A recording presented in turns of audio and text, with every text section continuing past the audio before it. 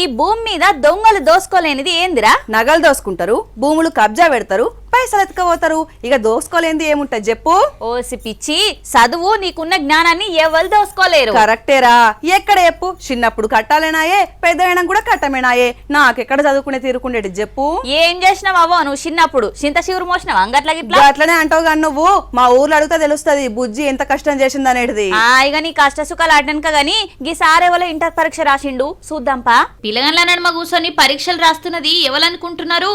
ఒకప్పటి మావోయిస్టు తోపు leader Tippiri Tirupathanna alias Devji. అప్పుడెప్పుడో 43 ఏళ్ల కింద జగిత్యాల ఇంటర్ చదివే టైంలో తెలుగు ఫెయిల్ అయిందట.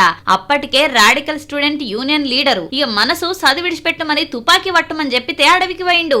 అటెన్కా ఫలితాలు చూసుకుంటే దేవ్జీ తెలుగు ఫెయిల్ అయిందని తెలిసిందట.